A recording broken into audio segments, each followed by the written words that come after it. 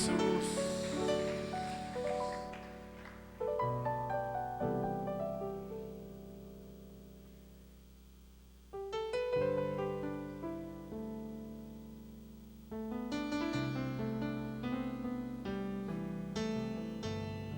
Vamos a abrir la Biblia para meditar en ella. Corresponde estudiar el capítulo número 5.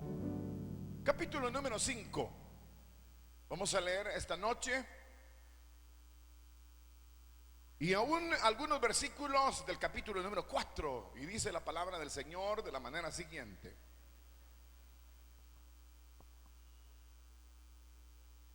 ¿lo tienen listo? No van a contestar, pues. Segunda de Corintios. Hemos venido estudiando los martes.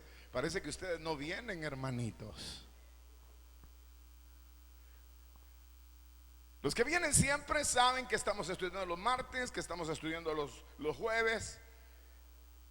Y esta noche corresponde capítulo número 4, Segunda de Corintios. El verso que leemos del capítulo número 4 es el versículo número 16.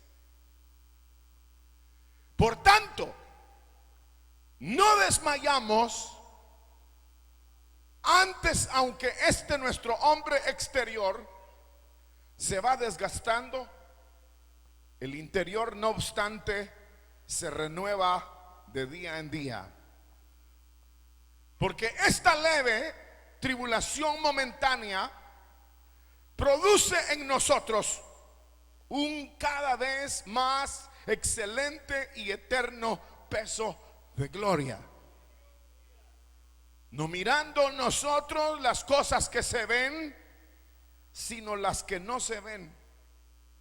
Pues las cosas que se ven son temporales, pero las que no se ven son eternas. Quisiera leer una vez más ese verso final del capítulo 4, verso 18, que dice: no mirando nosotros las cosas que se ven, sino las que no se ven. Pues las que se ven son temporales, pero las que no se ven son eternas. Porque sabemos que si nuestra morada terrestre, este tabernáculo, se deshiciere, tenemos de Dios un edificio, una casa no hecha de manos, eterna en los cielos. Y por esto también gemimos deseando ser revestidos de aquella nuestra habitación celestial, pues así seremos hallados vestidos y no desnudos. Porque asimismo los que estamos en este tabernáculo gemimos con angustia, porque no quisiéramos ser desnudados, sino revestidos, para que lo mortal sea absorbido por la vida. Mas el que nos hizo para esto mismo es Dios, quien nos ha dado las arras del Espíritu. Así que vivimos confiados siempre y sabiendo que entre tanto que estamos en el cuerpo, estamos ausentes del Señor. Porque por fe andamos, no por vista. Pero confiamos y aún más quisiéramos estar ausentes del cuerpo y presentes al Señor. Por tanto, procuramos también, o ausentes o presentes, serle agradables. Porque es necesario que todos nosotros comparezcamos ante el tribunal de Cristo, para que cada uno reciba según lo que haya hecho mientras estaba en el cuerpo, sea bueno o sea malo. Amén. Tengan la bondad de sentarse. Gloria a Dios. Así como estamos, vamos a orar una vez más. Señor y Padre nuestro que estás en los cielos, te damos gracias, oh Dios eterno, por poder ahora meditar en tu santísima palabra. Rogamos, precioso Espíritu Santo, que tú nos guíes, Señor, para entender tu palabra. Y Señor, rogamos que también hagas en nosotros lo que es, Señor, agradable delante de ti. Produce en nosotros, Señor, en nosotros produce toda tu voluntad para la gloria de tu nombre. En tus manos nos encomendamos, agradecidos por el nombre de Cristo, nuestro Señor, por quien te damos gracias. Digan todos amén. Queridos hermanos, hemos leído esta porción de la Biblia del capítulo número 4 y parte del capítulo número 5, que básicamente nos habla sobre la esperanza cristiana, la esperanza cristiana, la esperanza de eternidad. Y yo diría ante quizás algunas negativas o corrientes que nosotros encontramos en la vida, esta porción de la Biblia nos habla, bueno, y todo el Evangelio nos habla con respecto a la promesa, a la verdad eterna del Evangelio. Sobre eso quisiéramos esta noche, de una manera muy breve, muy sencilla, tocar sobre esta promesa eterna, sobre esta promesa de la eternidad que aquí se enfatiza una vez más. Toda la Biblia está llena de yo diría, de esta verdad, de esta promesa. De tal manera que uno no puede abordar el Evangelio. Uno no puede hablar del Evangelio si no habla de la eternidad. Uno no puede decir el Evangelio es sanidad, el Evangelio es liberación, el Evangelio es prosperidad, el Evangelio es, si no habla de la eternidad. La eternidad es el objetivo primordial de la predicación del Evangelio.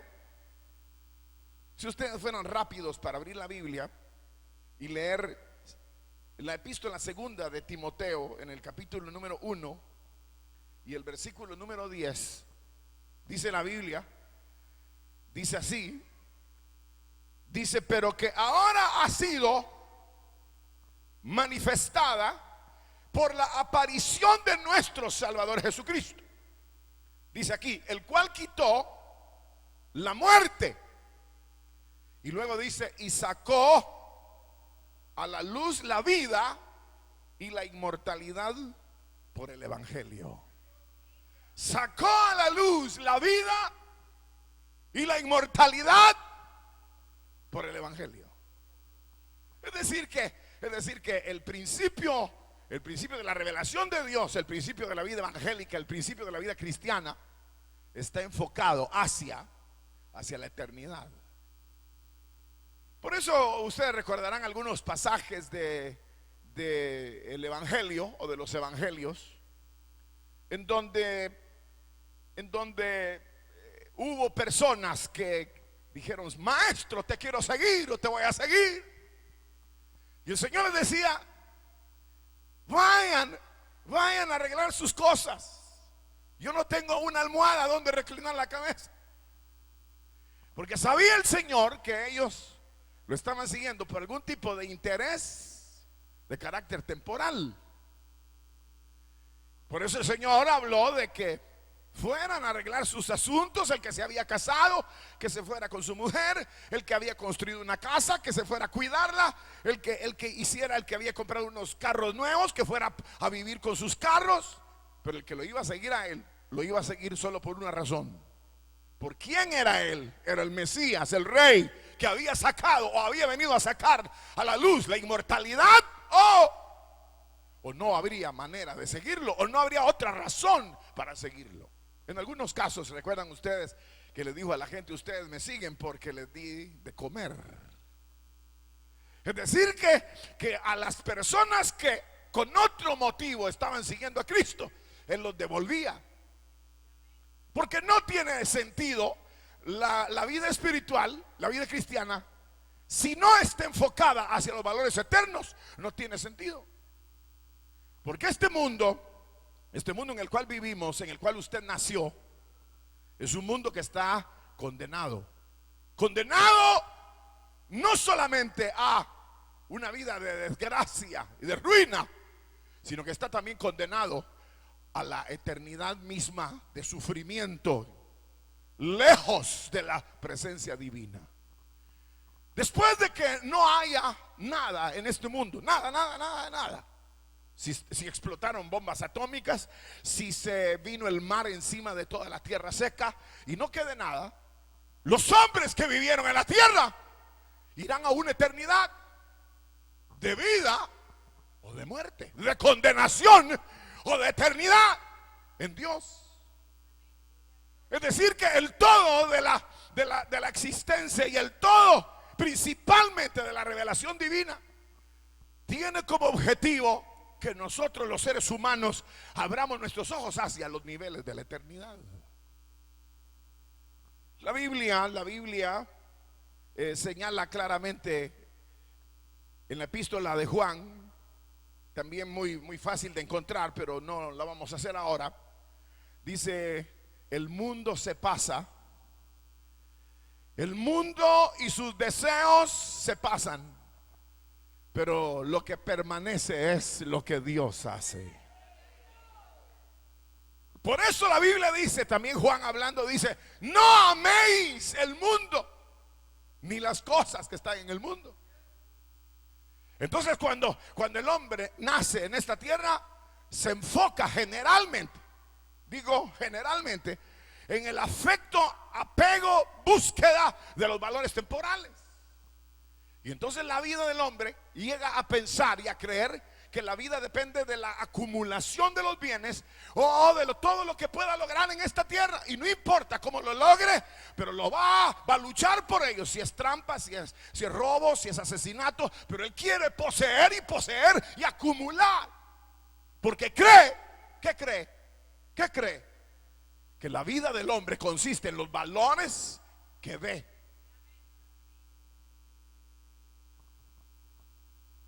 Muchos de los que estamos aquí no tenemos todavía, bueno, no sé si habrá alguien de 80 años aquí.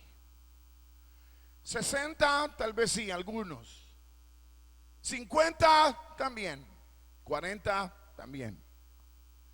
Pero cuando las personas llegan a ciertos límites o a ciertos niveles de la vida y vuelven a ver hacia atrás en su vida, se dan cuenta que no tienen nada. Su vida es fugaz. Y aunque se quieran aferrar a la vida y se quieran aferrar a la vida material, se dan cuenta que no tienen nada.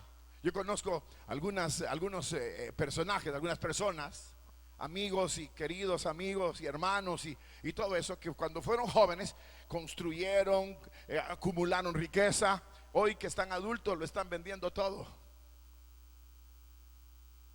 Primero quizás porque la vida ha dado vuelta y ahora ya no tienen la fuerza para trabajar como tuvieron antes. Pero ahora ya no les parece interesante tener todo lo que tenían, ni lo disfrutan. Porque ahora se dan cuenta que la vida se ha puesto en otro plano y como que el sabor de lo temporal se ha perdido. ¿Cuántos de ustedes ya perdieron el sabor de lo temporal? A nadie les gusta el mundo. No lo dudo, mundanos. Sí, han de ser mundanos. Les ha de encantar el mundo, la moda, la apariencia, el decir lo que no son para ocultar lo que son y toda esa vanidad que se vive. Este libro dice: vanidad de vanidades, todo es vanidad. Ahora eso es el mundo. Pero uno nace dentro de ese mundo, anhelando ese mundo, queriendo conquistar ese mundo. Y lo peor es que cuando llega a la conquista de ese mundo se da cuenta que no valía la pena. Y que los valores internos y los valores eternos que no cultivó son los valores que ahora, a la final de la carrera, valoriza. Y precisamente esos valores son los valores que el Evangelio presenta. Jesús dice: he venido para que tengáis vida y la tengáis en abundancia. La revelación de Cristo hacia la vida de los hombres fue la eternidad. Nunca el Señor se refirió a luchar absolutamente por los valores temporales y que el hombre hallaría esa satisfacción plena. Al contrario, la vida humana que se dedica, y lo voy a repetir, a los valores temporales, porque esa es nuestra naturaleza, tarde o temprano llega el momento cuando aborrece hasta su propia vida. No sé si algunos de ustedes han leído el Eclesiastés alguna vez en su pobre existencia. La mayoría estoy seguro que no lo han leído. Pero les recomiendo que esta noche, antes de acostarse, en lugar de ver televisión en una hora lo leen. Solo tiene 12 capítulos. Pero ahí encontrarán nada menos que a Salomón hablando sobre lo vano de la vida, lo transitorio de la vida, y que a la larga termina diciendo: el final de todo el discurso oído es este: teman a Dios y guarden sus mandamientos, porque esto es el todo del hombre y no hay más. ¿Hacia dónde van dirigidos sus esfuerzos en la vida? ¿Hacia honrar a Dios, temer a Dios, luchar por las verdades eternas? ¿O sus esfuerzos están dirigidos hacia la acumulación de los bienes y a la preparación futura y a la preparación para enfrentar el futuro? Todo eso es vanidad de vanidades. El Evangelio se presenta a la vida de los hombres para llamarlos al orden de Dios. No al orden de los hombres, sino al orden de Dios. Y el orden de Dios es: buscad primeramente el reino de Dios y su justicia, y todas las demás cosas os serán añadidas. Ese es el orden de Dios: buscad primeramente el reino de Dios y su justicia, y todas las demás cosas os serán añadidas. Ese es el orden divino. Pero que el hombre entre al orden divino es producto de la misericordia de Dios, de la gracia de Dios, de la revelación de Cristo, del poder de Dios revelado a la vida humana, para que en la faz de Jesucristo vea la esperanza de la eternidad. Y esos son los que nos llamamos evangélicos, cristianos, los que hemos tenido ese nivel de revelación. Aquí donde nos vemos todos corrientes, nosotros trabajamos por los valores eternos. A ustedes no. Nosotros trabajamos por los valores porque ya nos revelaron que todo esto será quemado.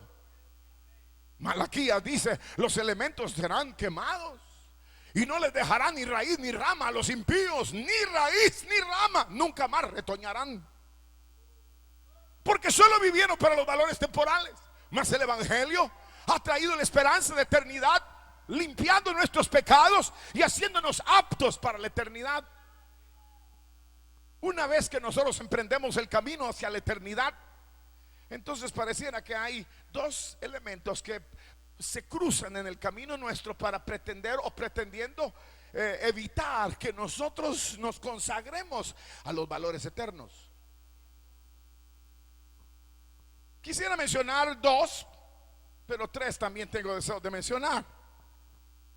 El primero de ellos, que aquí a la luz de esta lectura que hemos tenido del capítulo número 4 y 5 de Segunda de Corintios, nos menciona el primero de ellos. Voy a mencionar ese para ir en orden.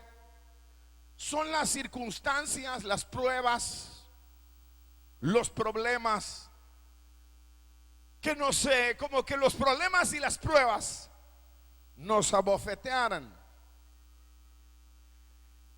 Es decir, que los padecimientos pareciera que golpean. Voy a decirlo de otra manera: padecimientos mismos, pero como injusticias que se ven en la vida, incomprensiones de la vida, nos podrían llevar ¿a qué? ¿A qué? Vamos a ver, usted dígales a todos, ¿a qué? ¿A qué? ¿A qué? ¿Saben a qué? A renunciar a la fe, a renunciar a los valores eternos.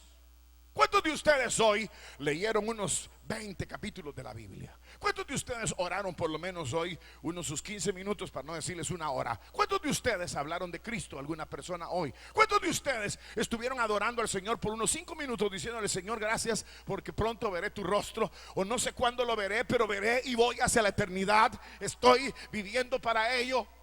No, la mayoría de nosotros se cuaja en los elementos temporales, en las acciones que hacemos, en la vida que tenemos, en los valores que perseguimos, y se nos olvida más cuando hay sufrimiento el hecho de los valores eternos. Aquí encontramos nosotros que la vida de Pablo, al igual que segunda de Timoteo que leímos del verso 10, en los versículos que anteceden al verso 10, Pablo también está hablando de sufrimientos, pero a la vez sus sufrimientos son mitigados o atenuados, disminuidos por la esperanza de la eternidad. Pero no producen en Pablo desfallecimiento, sino que al contrario hacen que Pablo se robustezca para alcanzar los valores. ¿Cuántos de ustedes en alguna oportunidad que han tenido algún sufrimiento dicen: ¿para qué servir al Señor? ¿Para qué la eternidad? Si hoy estoy mal. Nunca permitan que las circunstancias de carácter temporal se entremetan entre lo que es la fe, los valores y la eternidad. Porque el pecado ha hecho que este mundo sea un mundo, yo diría, repulsivo, sea un mundo hipócrita, falso, contaminado. Entonces el pecado que ha dañado esta civilización viene y golpea contra el creyente. Y cuando el creyente sufre a causa de la misma naturaleza, entonces podría en algún momento pensar: no, ¿para qué? Si aquí sufro, padezco, estoy mal. Podría haber algún momento en el cual, y peor o más cuando se sirve al Señor y se tienen algunas limitantes, peor, que digamos que uno de los hermanos o uno decidió servir al Señor y en lugar de hallar bienes haya males, y haya que no tiene para comer, y haya que no tiene para la gasolina, y haya que la mujer lo apalea todos los días, y haya que los hijos son rebeldes, y haya que el vecino le tira piedras. ¿Qué haría uno de estos grandes siervos de Dios? ¿Agarrar sus tanates y regresarse al mundial? Claro que no. Digan no, pues. No dicen no todavía. ¿Qué haría uno de estos apaleados? ¿Regresarse? No, no se dice así, no. Se dice no. El apóstol Pablo, ¿saben qué dijo? Cuando le estaban diciendo: Pablo, no subas a Jerusalén, les dijo: miren, montón de lloronas, suéltenme, que yo no solamente estoy dispuesto a ser atado, estoy dispuesto hasta dar mi vida por el Señor. El apóstol Pablo en otra frase célebre del apóstol dice: y yo solo quiero terminar la carrera, el ministerio que recibí del Señor. Y dice: y de ninguna cosa hago caso. Usted es persona que es muy voluble, sensible, permeable, filtrable, influenciable, que rápido agarra llave y dice: ay, no, ya no sigo. Es que me están tratando mal.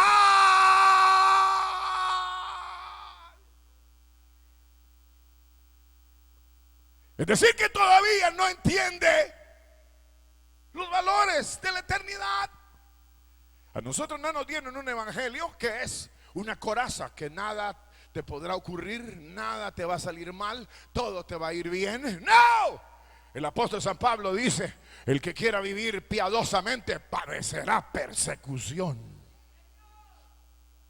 Y el Señor dijo: he aquí os envío como ovejas en medio de lobos. Algunos creen que el evangelio, ¿saben qué es? Pongan atención aquí al frente. Traten de poner atención. Traten de poner un ratito. Ya voy a terminar. Les va a servir para después. Traten de poner atención. ¿Saben qué creen que es el evangelio? Son corderitos que van saltando. Y entonces van pajaritos volando al lado de ellos. Y la pastorcita saltando con ellos. Somos ovejitas del Señor. Eso no es el evangelio. El evangelio es para guerreros, para hombres que han dejado la ciudad de destrucción y van hacia Sión, de hombres que van hacia la eternidad y que el mundo jamás los va a entender, que han puesto su mirada en la eternidad y que están dispuestos a todo hasta arribar a las mansiones que el Señor ha preparado. Hermanos, que ningún tipo de sufrimiento los haga pensar mal del evangelio, ni pensar ni siquiera en volver atrás. Jamás, jamás, jamás. ¿Cómo es que dijo Pablo? Muy conocido, Filipenses 4:12, 4:13. ¿Quiere usted decirles, hermano?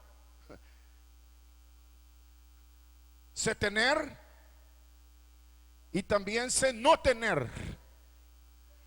Todo lo puedo en Cristo que me fortalece. Es decir que no era circunstancial, porque uno circunstancialmente cuando está bien sirve al Señor y dice, aleluya. Cantemos aquel coro que dice más allá del sol, hermanos, porque se siente robusto. Pero cuando se lo está llevando el diablo, no canta nada.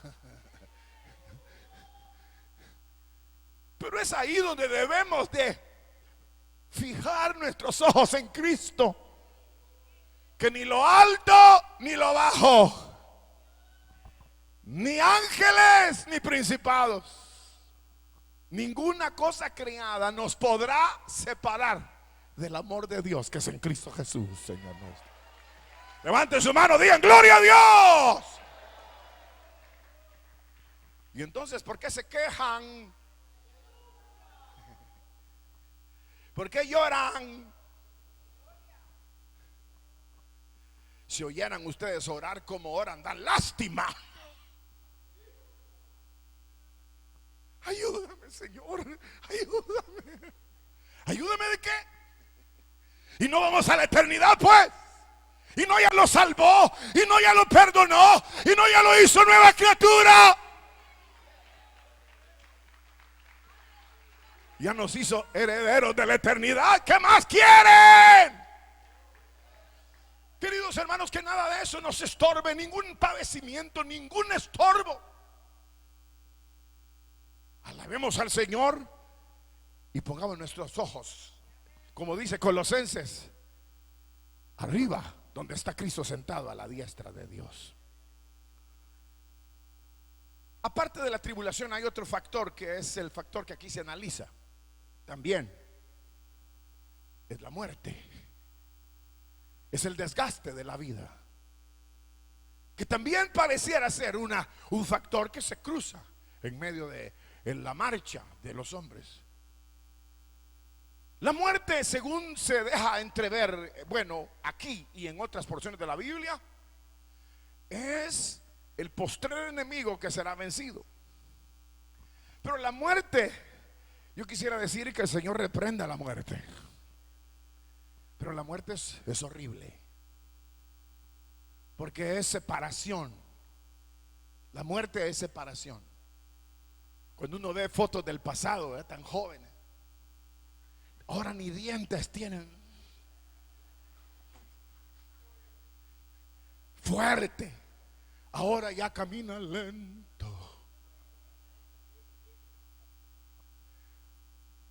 Ahora ya le duele la espalda. Y ahora ya subimos una grada mal subida, nos truena la bisagra.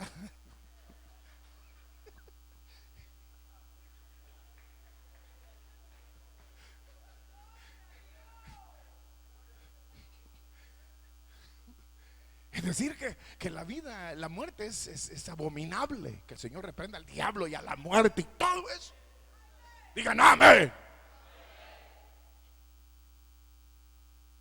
Pero es ahí donde la, como dijera yo, la misma muerte y el padecimiento primero y luego la muerte podrían traer a nosotros como algún tipo de desesperanza. Leen ustedes o han leído, ¿se acuerdan ustedes? Tesalonicenses capítulo 4.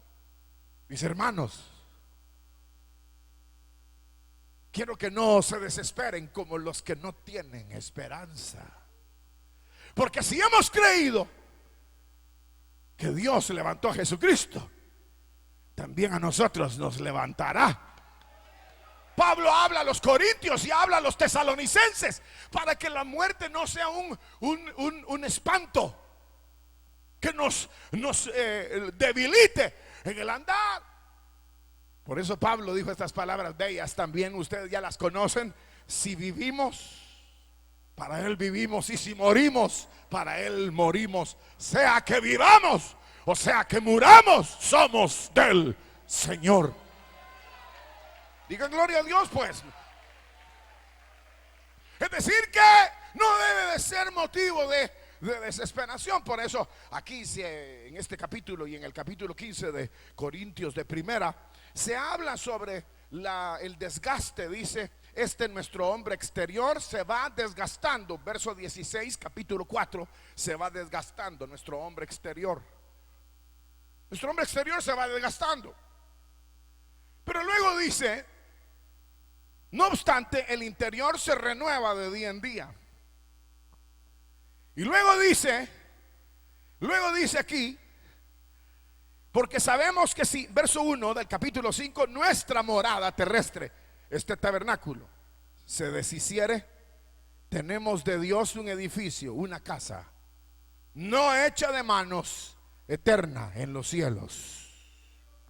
Por lo cual gemimos por aquella nuestra habitación, porque no queremos, en resumen el verso que sigue dice, porque no queremos morir, no queremos ser desnudados. No queremos ser desnudados. ¿Todos ustedes han visto algún muerto desnudo alguna vez? Es bastante raro, feo. Sea niño, sea adulto es peor. Uno se pone morado, rigor mortis, se pone tieso. Es un desastre. Se pudre todo, se corrompe todo, apesta. Eso es la muerte. Pero la muerte, ya saben ustedes de dónde vino: del pecado. El pecado apesta y apesta la muerte también. Así que no pequen, o no pequemos. Pero la muerte es horrible, horrorosa, como el pecado lo es. Pero no debe de ser motivo para que el creyente quite sus ojos de la eternidad. Oh, hermanos, hay mil cosas en esta tierra. Yo solo menciono el sufrimiento para el pueblo de Dios y menciono la muerte como otro elemento que aquí se menciona, que son elementos que van a tratar de impedir que nosotros fijemos nuestros ojos en la eternidad. Pero hay una cantidad de cosas: el placer, el pecado, el tratar de satisfacer nuestros deseos carnales, el tratar de satisfacer nuestros apetitos humanos, el que no me humillen, el que yo quiero ser el primero, que yo mando más, yo quiero más. No, a mí que no me humillen, el buscar lo nuestro. Todo eso es como un bloqueo para la eternidad. Nosotros debemos de entender que cuando la Biblia aquí analiza sencillamente el padecimiento y la realidad de el deterioro físico, en nada afecta la promesa de lo eterno. Porque dice el versículo 4: lo mortal sea absorbido. Así termina el verso 4 del capítulo 5. Lo mortal sea absorbido por la vida, mas el que nos hizo para eso mismo es Dios. Dios nos hizo para la vida. El evangelio es para la vida. La verdad de Dios es para vida. Y por eso es que somos creyentes, porque somos para la vida. Esa no es la razón de nuestra vida, es la eternidad. No importa cómo vivamos 20 años, 30 años, 40 años, si vivimos humildemente o vivimos en la opulencia, eso no tiene nada que ver. Lo que tiene que ver es cómo viviremos la eternidad. ¿Y ustedes qué tal? ¿Están listos para la eternidad o no están listos? Todos los que estamos aquí estamos preparados para la eternidad. Oh, están viviendo sencillamente para este tiempo, para la vida temporal. Dice la Biblia. Así que, verso 6, vivimos confiados siempre, sabiendo que entre tanto que estamos en el cuerpo, estamos ausentes del Señor. Por fe andamos, no por vista. Aquí es donde se enfatiza el hecho de que debemos de mantener la fe en busca de aquel hermano Dios eterno que nos espera. Ayer hubo terremoto en la India, ayer hubo terremoto en Colombia. Es decir, que nosotros estamos al borde ya lo he dicho, de guerra mundial, de invasiones, de bombas, de amenazas. Hay una serie de situaciones en el mundo hoy que todo pareciera atestiguar que estamos en el umbral de una eternidad.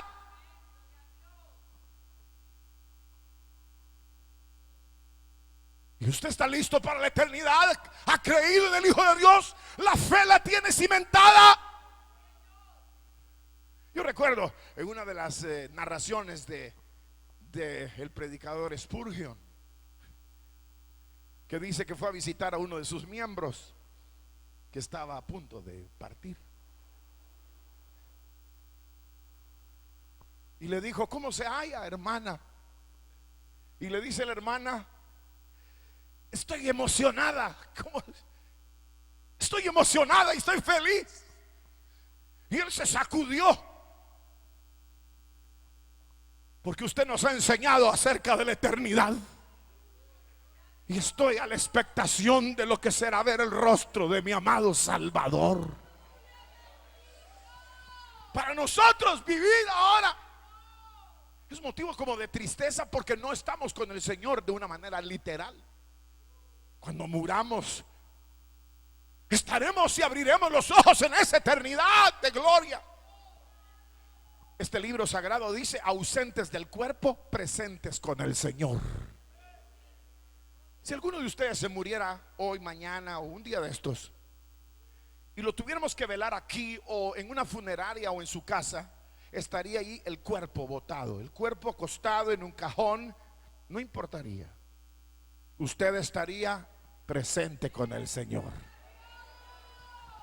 La familia no tendría que llorar desconsoladamente, lloraría en silencio por el afecto que se tenía al cuerpo y se tenía a la persona, pero no gritará desconsolada: ¡ah! Porque sabe que todo creyente, ni la muerte lo podrá separar del amor que es en Cristo Jesús, Señor nuestro. Yo he pensado que si me muero uno de estos días, no sé si va a ser hoy, pero tal vez en las grabaciones que tenemos, ojalá que esa noche, aquí está mi hijo Gabriel, que pongan mensajes así como este, que hablen de la seguridad de que aunque uno ya no esté, está presente con el Señor. Hacer como un resumen de todos los mensajes donde diga: estamos con el Señor, estamos con el Señor. Sería algo maravilloso predicar aún estando tendido, porque no somos eternos. Aunque confío que todavía por causa de vosotros me quedaré algunos días más. Aunque yo quisiera estar allá, por causa de ustedes, que hay que seguirles enseñando y predicando y exhortando, me quedaré algunos años más con ustedes. Pero entre tanto, que nadie se desanime. sea presentes, sean pruebas, sean porque nos estamos deteriorando. Me he puesto tan fea. No importa, así horrible, se va con el Señor.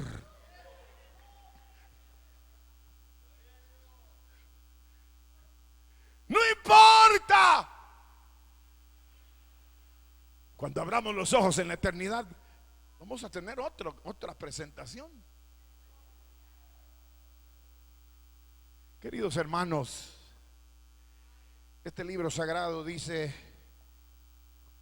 y aquí finalizo: por tanto procuramos también, o ausentes o presentes, serle agradables al Señor.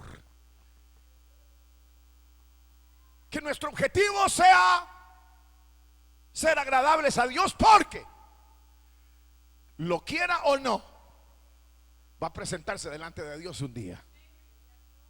Por ejemplo, que yo diga, a mí no me importa nada de eso, y que me importa, y que me importa, y que me importa. No importa que usted diga que me importa. Un día va a abrir los ojos delante del gran juez. Entonces conviene que nuestra vida se enfoque hacia los valores eternos y que nada nos haga desmayar, ni las pruebas, ni la muerte, ni nuestra incredulidad. Nada de eso nos haga apartarnos de la realidad de que un día estaremos en la eternidad. Vamos a ponernos de pie esta noche. Vamos a orar. Señor y Padre nuestro que estás en los cielos, te damos gracias, Señor, por poder adorarte, poder bendecir tu nombre. Damos gracias, oh Dios eterno, porque por Jesucristo, por los méritos de nuestro Salvador, hoy nosotros gozamos de la esperanza de eternidad. Te damos gracias, Señor, porque ni lo pasado ni lo presente, ni lo porvenir, ni ángeles, ni la vida, ni la muerte nos podrá separar de tu amor. Señor, gracias, porque hay un cielo hecho de oro más allá, donde siempre anhelo yo poder estar y con Cristo por la eternidad morar. Hay un cielo hecho de oro más allá.